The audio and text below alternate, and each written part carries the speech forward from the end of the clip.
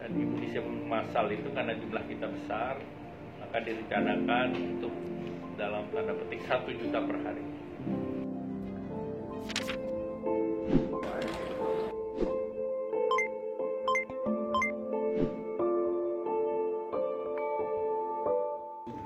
Assalamualaikum warahmatullahi wabarakatuh. Salam damai sejahtera buat kita semua. Ketemu lagi dengan saya, Feby Mahendra Putra, wartawan Tribun Network di Jakarta. Kali ini kita akan ngobrol dengan Pak Menko Perekonomian, Pak Airlangga Hartarto, yang nanti akan kita tanyakan bareng-bareng bagaimana nasib perekonomian Republik ini di tengah pandemi COVID-19 yang masih terjadi. Kita tidak tahu sampai kapan pandemi ini akan terjadi. Kita ikuti bersama obrolannya. Airlangga Hartarto dikenal sebagai politisi Partai Golkar yang kini mengemban 2 jabatan sekaligus, yakni sebagai Ketua Umum dan Menteri Koordinator Bidang Perekonomian di Kabinet Indonesia Maju. Sebelum menjabat Ketua Umum, Airlangga menduduki posisi Wakil Bendahara DPP Partai Golkar periode 2004 hingga 2009. Pada periode selanjutnya, Airlangga mengisi posisi Ketua DPP Partai Golkar. Namun, kinerjanya lebih banyak disorot sebagai Ketua Komisi 6 DPR RI dari fraksi Golkar. Setelah melewati sejumlah dinamika di internal Golkar, Airlangga akhirnya terpilih sebagai Ketua Umum pada periode 2019 hingga 2024. Selain karir di partai politik, Airlangga terbilang menteri yang awet di 2 kali periode pemerintahan Joko Widodo. Airlangga mengawali karir politiknya sebagai menteri pada tahun 2016. Saat itu dia menggantikan posisi Saleh Husin yang waktu itu menjabat sebagai Menteri Perindustrian pada Kabinet Kerja Jokowi Yusuf Kala. Pada periode kedua kepemimpinan Jokowi, Airlangga dipercaya mengemban tugas sebagai Menteri Koordinator Bidang Perekonomian. Dan di masa pandemi COVID-19 ini, Airlangga dipercaya sebagai Ketua Komite Penanganan COVID-19 dan Pemulihan Ekonomi Nasional. Assalamualaikum warahmatullahi wabarakatuh, Pak Airlangga. Waalaikumsalam warahmatullahi wabarakatuh. Terima kasih, Pak, bisa kita ngobrol pada kesempatan kali ini. Ya. Pak Airlangga sebagai Ketua Satgas Penanganan COVID-19 dan dampak ekonomi, Ya. apa Pak yang kira-kira ingin Bapak lakukan? Ya, pertama kita pasti dalam situasi krisis pandemi COVID, Ya. jadi krisis kesehatan. Krisis kesehatan itu kaitnya dengan sumber daya manusia. Ya. Jadi yang terdampak adalah human capital kita.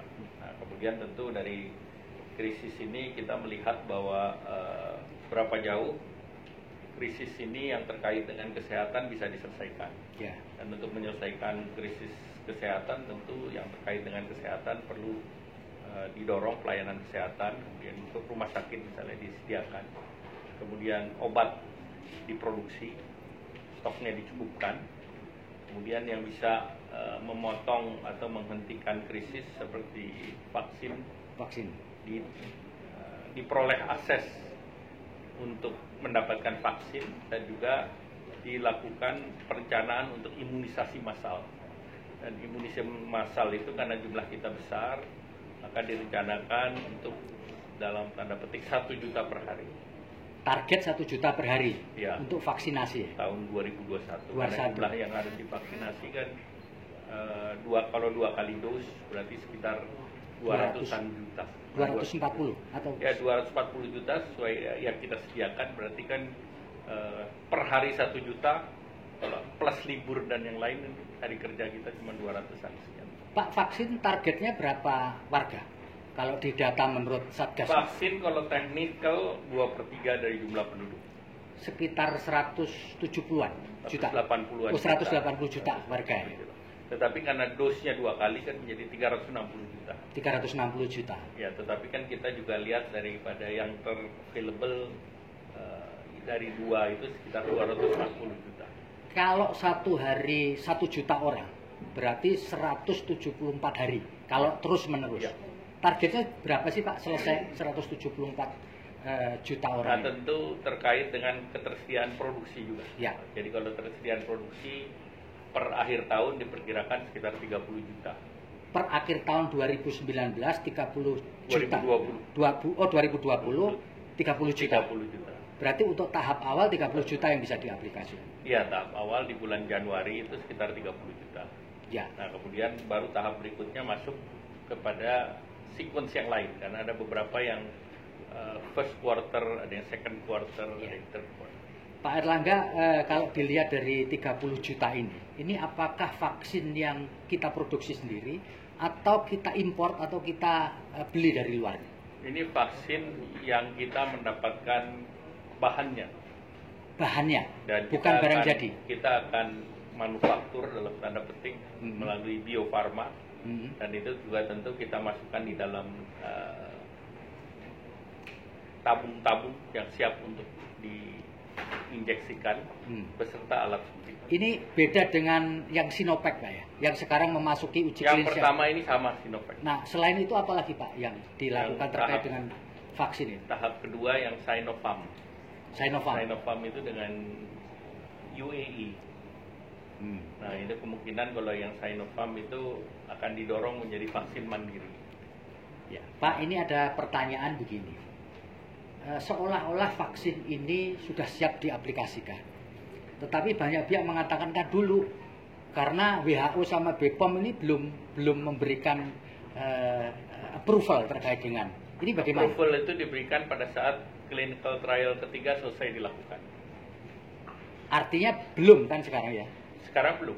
Bisa ya atau bisa tidak atau pasti akan di-approval oleh? Ya, namanya judulnya aja clinical trial, fase percobaan. Ya. Nah, fase percobaan tahap ketiga itu biasanya ada persentase keberhasilan antara 30 sampai 40%. Ya. Pak, bisa dijelaskan menurut pemahaman yang Bapak tahu, apa sih bedanya antara resesi ekonomi dan krisis ekonomi supaya orang juga bisa membedakan dua terminologi yang berbeda ini? Pertama tentu kalau kita bicara mengenai resesi itu sekarang 215 di dalam resesi ekonomi. Ya. Nah, kemudian kalau kita bicara krisis ekonomi itu terjadi dari berbagai macam sebab. Ya. Nah, resiko pandemi krisis kesehatan bisa menjadi krisis ekonomi. Bisa ya. Tapi dimulai dengan resesi dulu. Ya. Nah, resesi itu yang sekarang dihadapi kan di 215 negara. Ya. Jadi dunia masuk di dalam krisis ataupun resesi ekonomi. Ya. Nah, kedua yang khusus mengenai Indonesia itu kita lihat dari pertumbuhan. Ya. Nah, kalau lihat dari pertumbuhan, kita bisa lihat technically krisis ekonomi itu adalah dihitung secara year on year, satu tahun. Selama 1 tahun. Jadi kalau 1 tahun kita lihat di bulan Desember angka pertumbuhan ekonomi kita seperti apa. Ya. Target angka pertumbuhan kita tentu positif.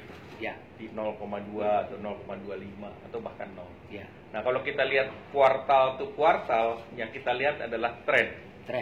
Trennya apakah kita terus turun, apa trennya membaik. Ya. Jadi kalau kita lihat di kuartal pertama, Indonesia kan lagging, telat dibandingkan yang lain. Ya. Yang lain semua sudah negatif, kita masih positif sendirian. Ya, sendirian ya. Nah, pada saat kita turun ke -5, itu Q2 masuk ya. Q2, ternyata negara lain lebih daram lagi. 2 digit. Ya, India aja -20, Singapura aja -12. Kalau Singapura udah 2 kuartal udah negatif. Pak, yang membuat kita berada di angka 1 digit itu. Nah, itu minusnya kita apa? Bedanya lockdown dan PSBB. Oh, gitu. Jadi kalau PSBB kan kita di awal sudah membuka 12 sektor. Ya. Termasuk sektor industri. Ya. Berarti kita punya buffer. Ya. Sedangkan lockdown semua berhenti. Sedangkan ekonomi adalah goods and trade. Nah, pada saat tidak ada goods, tidak ada trade, udah pasti dia berhenti. Jadi on the track ketika kita tidak memilih lockdown ya? Ya, jadi kita on the track pada saat kita melakukan pembatasan sosial skala besar. Dan itu sifatnya kan berbasis regional, ya. Tidak pukul rata. Ya. Dan itu juga terlihat dari misalnya masih membuka kawasan untuk produktif, seperti kawasan industri kan tidak menimbulkan epicentrum di daerah kawasan industri misalnya. Bekasi, Kerawang, Purwakarta kan relatif aman karena kita dari awal sudah menjalankan protokol. Selain tidak memilih kebijakan lockdown, faktor apa lagi Kak? Yang kedua tentu kita lihat kita punya domestic market yang resilient. Jadi kalau banyak negara lain seperti contoh Singapura itu kan dia 90% tergantung global ekonomi. Jadi begitu global ekonominya semua sedang berhenti, dia langsung kena. Kita masih punya daya tahan domestic demand. Sehingga dengan demikian kita masih bisa sedikit bertahan dengan domestik. Plus kita punya sektor yang bisa jadi pengungkit. Contohnya sektor pertanian. Karena dalam situasi apapun kebutuhan demand untuk pangan tetap ada. Sehingga dengan demikian sektor pangan masih aman. Kemudian yang kedua sektor digital. Digitalisasi ini dengan adanya pandemik malah terakselerasi. Karena semua terpaksa work from home dan terpaksa menggunakan aplikasi digital. Sehingga sektor infokom juga positif. Nah, sektor kesehatan karena terpacu oleh pandemi COVID, maka ini juga digenjot. Nah, kita mempunyai sektor-sektor seperti ini, sehingga basketnya cukup lengkap. Nah, negara lain tidak punya, sehingga pada saat itu mereka turun lebih dalam. Nah, Pak, apa sebenarnya yang diharapkan Satgas ini nanti untuk mengungkit? Sekarang ini yang perlu diungkit, saya mendengar bahwa kelompok ekonomi menengah ke atas yang lebih relatif lebih cari aman. Memang yang kita harus jaga adalah daya beli di dalam negeri. Tentu pemerintah mendorong dengan berbagai macam skema dan bansos. Itu untuk menaikkan demand. Nah, yang kedua, memang kita meminta agar masyarakat sudah berani bergerak, beraktivitas dengan menggunakan protokol COVID. 3M tadi, memakai masker, mencuci tangan, dan menjaga jarak. Nah, tetapi yang kita juga ingin dorong adalah keyakinan untuk melakukan usaha atau melakukan investasi. Nah, ini yang didorong oleh rasa aman. Nah, rasa aman ini yang sedang didorong oleh pemerintah agar bahwa situasi pandemi COVID ini tidak akan berhenti. Nah, ini kan akan terus, walaupun kita sudah ketemu vaksin, ini kan pandemik tidak berakhir. Betul. Tidak otomatis berhenti kan ya? Dan kita juga tahu berbagai penyakit kan tidak berhenti. Mau kita berbagai penyakit polio, berbagai penyakit TBC dan yang lain itu kan selalu ada. Tinggal kita punya antinya atau tidak, kita punya vaksinnya atau tidak, kita punya obat-obatannya atau tidak. Nah, kalau ini semua bisa didorong dan diproduksi di dalam negeri, ini menambah keyakinan masyarakat terhadap itu. Bisa nggak Bapak jelaskan sampai bulan ini bagaimana pertumbuhan ekonomi kita? Meskipun kita harus menunggunya sampai kalau kita lihat dari pertumbuhan kan kita yang terparah itu di bulan Maret. April, tanggal 1 April. Nah, kalau kita lihat dari 1 April itu harga stok market ke angka Rp3.000 di atas 16.500. Nah, kemudian juga dengan kalau kita lihat per hari ini stok market sudah naik ke 5.300. Jadi kalau kita lihat sektor per sektor, sektor perbankan sudah naik 20%, sektor manufaktur sudah naik 30%. Kemudian utilitas daripada industri juga sudah meningkat, dan hari ini PMI kita, Purchase Manager Index, yang mengatakan bahwa yakin bahwa ekonomi ekspansi. Indeksnya sudah 50,8, jadi sudah di atas 50%. Jadi trennya udah kelihatan ke arah positif. Tinggal positifnya berapa persen. Nah, kalau kita lihat kalau minus 5,3 kan berarti kita membutuhkan pertumbuhan ekonomi di kuartal ketiga itu 700 triliun. Nah, angka 700 triliunnya dari mana? Satu dari segi anggaran pemerintah di bulan Juli kan penyerapannya kira-kira 125. Nah, di bulan Agustus bisa nggak ini meningkat? Nah, kemudian berikutnya di bulan September berapa yang bisa kita dorong? Tadi Bapak Presiden mengumpulkan 34 gubernur, dan dari 34 gubernur itu disampaikan bahwa ada 13 daerah yang pertumbuhannya lebih rendah dari pertumbuhan nasional. Jadi seperti Bali, DKI, Jawa Barat itu pertumbuhannya di bawah pertumbuhan ekonomi nasional. Nah, daerah-daerah ini yang mengkontribusikan 65% dari PDB kita. Sehingga tentu pertumbuhan ini kan agregat dari daerah dan agregat daripada sektor. Nah, sektor yang bisa jadi pemicu antara lain sektor industri, dia 20%. Kemudian kita dorong juga sektor perdagangan. Kemudian juga sektor lainnya termasuk pertanian dan pertambangan pada wilayah-wilayah tertentu. Kita tahu seperti daerah Sumatera kan pertumbuhan di atas walaupun dia turun tetapi di atas rata-rata ekonomi nasional karena dia basisnya perkebunan.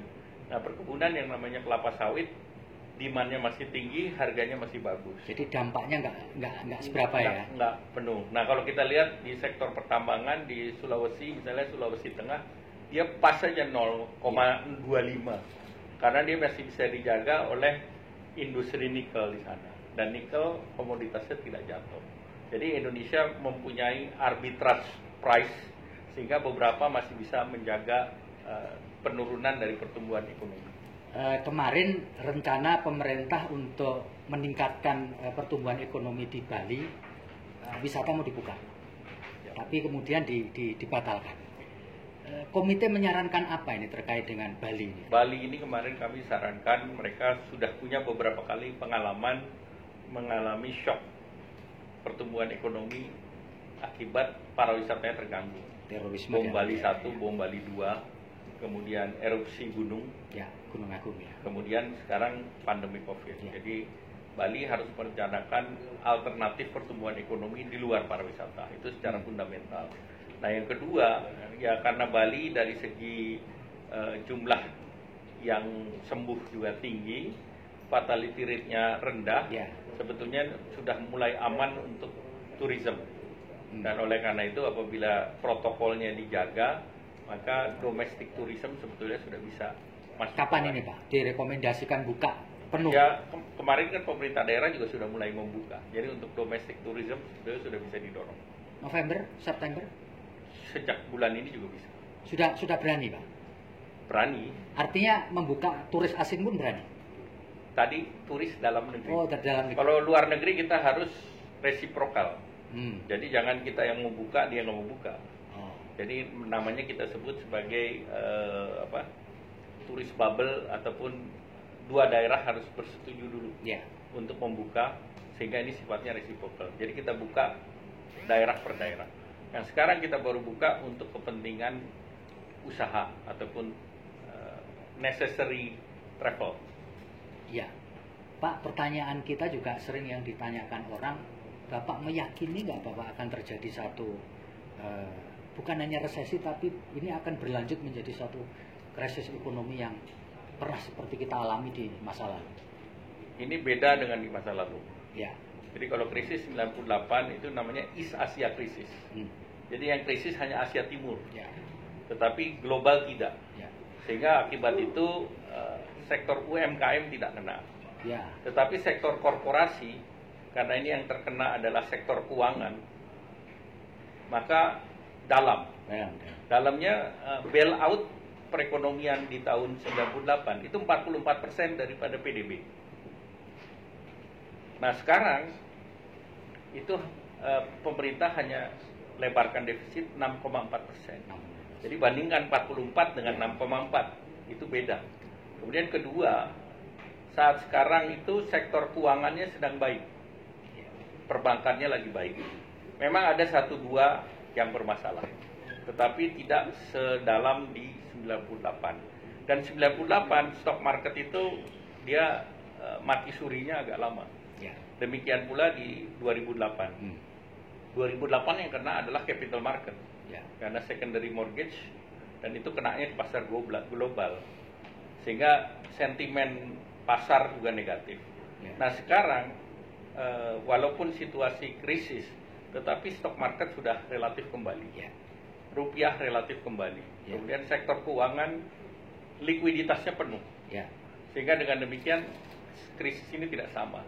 Dan juga proyeksi ke depan 2021, apapun lembaganya, itu memproyeksikan pertumbuhan Indonesia 4-5%. Jadi semua sudah melihat bahwa di akhir tahun, awal tahun depan ada recovery dari ekonomi.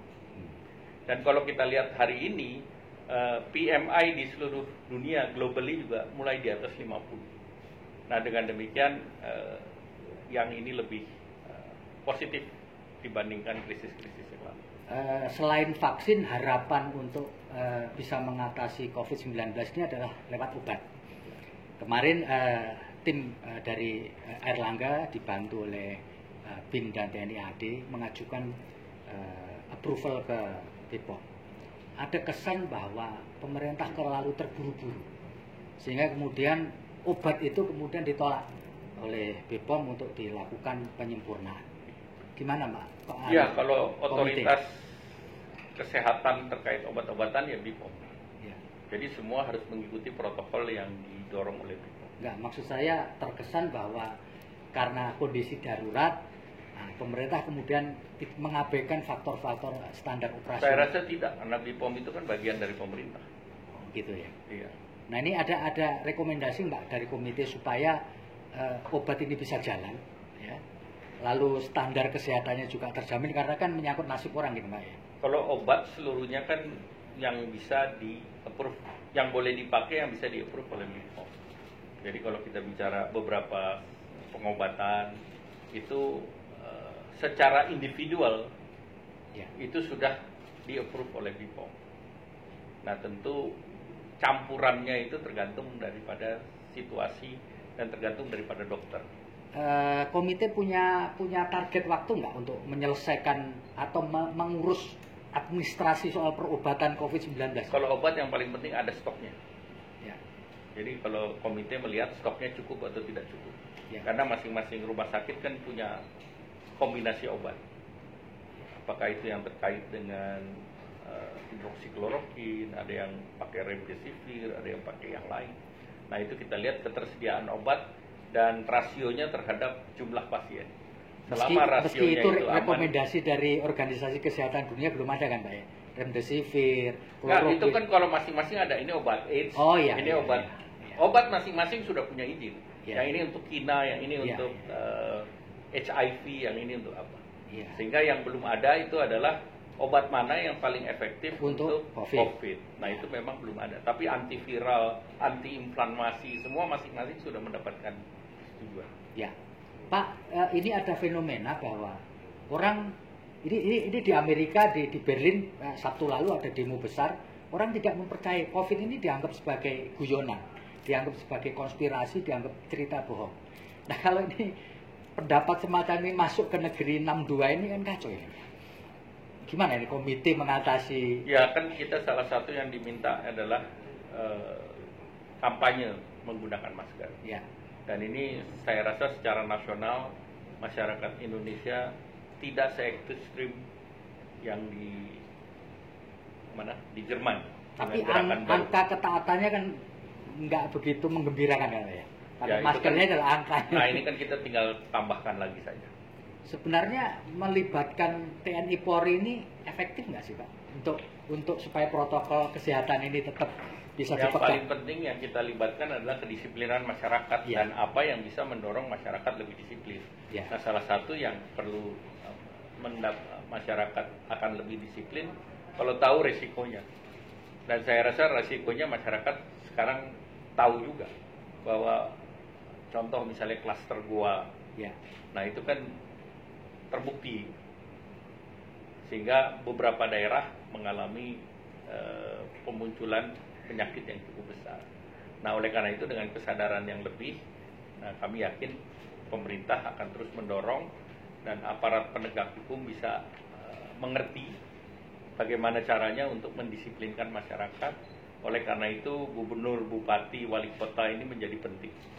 Pak, ini satu pertanyaan pamungkas saja Pak. Ini kan yang paling agak menggelisahkan kan Jawa Timur gitu. Artinya kenapa ini menggelisahkan? Karena antara gubernur, wali kota Surabaya, para bupati nggak klop lah, nggak kompak lah. Bapak melihat ini sesuatu yang menjadi faktor Ya dominan? pertama tentu kalau di Jawa Timur jumlah testingnya masih dibandingkan standar daerah lain masih di bawah, sehingga tentu ini testingnya harus ditambah. Kemudian tentu kerjasama antar pemerintah daerah itu menjadi penting, antar bupati, wali kota, gubernur. Dan tentu pemerintah juga mendorong dari segi ketersediaan pelayanan kesehatannya. Ya. Jadi ada langkah khusus nggak Pak untuk terutama di Jawa Timur yang zona merahnya ini nggak kurang-kurang? Ya kalau itu kita berbicara dengan gubernurnya dan wali kotanya dan bupatinya untuk terus menjaga agar lebih baik lagi. Terutama kan mobilitas daripada penduduk antara daerah merah, daerah orange, kuning dan hijau. Harus mulai ada dalam tanda petik pembatasan dari daerah merah mobilitasnya ke daerah-daerah yang lain.